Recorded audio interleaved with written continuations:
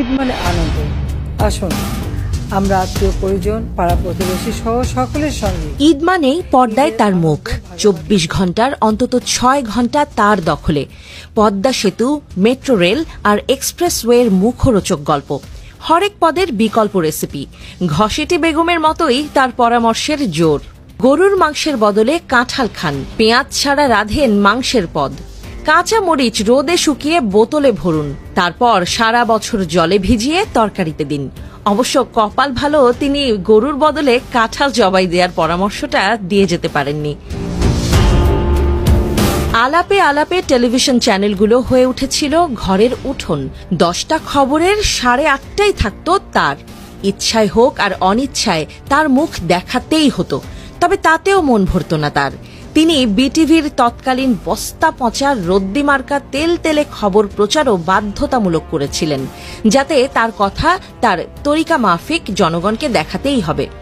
এক কথায়, মানুষ যে প্যাচাল আত্মীয় স্বজনের সঙ্গে সারেন, স্বজনহীন আপা সেসব আলাপও করতেন টিভিতে। টিভিগুলোকে বানিয়েছিলেন গল্পের হাট, রূপকথার আসর।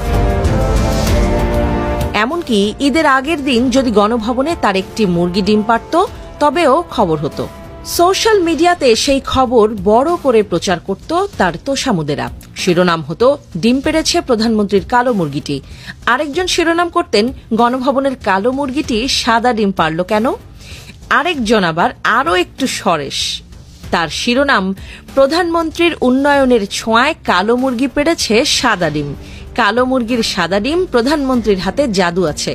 কেউ আবার ফলো আপে সেই খবরের শিরোনাম দিত, সাদা ডিম পাড়া কালো মুরগিটিকে কি খাওয়ান প্রধানমন্ত্রী?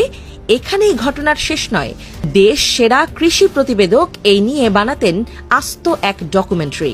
শিরোনাম হয়তো থাকত, যে সোনার হাতের ছোঁয়ায় কৃষ্ণ কালো মুরগিও সাদা ডিম পারে। সেই ডকুমেন্টারি হয়তো শুরু হতো এভাবেই, তিনি অমুক কন্যা, তিনি জানেন কেমন করে সংগ্রাম করে কালো মুরগিকে দিয়ে সাদা ডিম পাড়াতে হয়।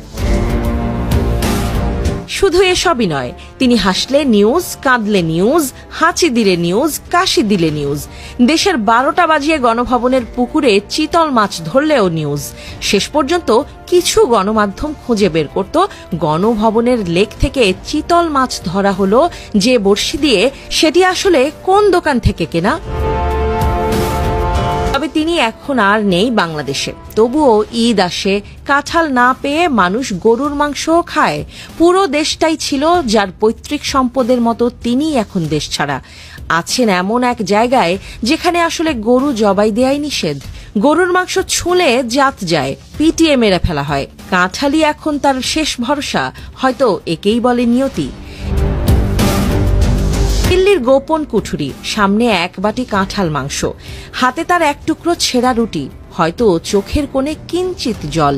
তিনি কাঁদছেন, গরুর মাংস না পাওয়ার বেদনা তিনিও এখন বোঝেন।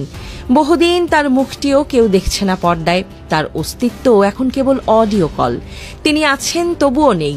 একদিন যার দাপটে কাপটে ধরা, তিনিই এখন অচ্ছুত, অবাঞ্ছিত।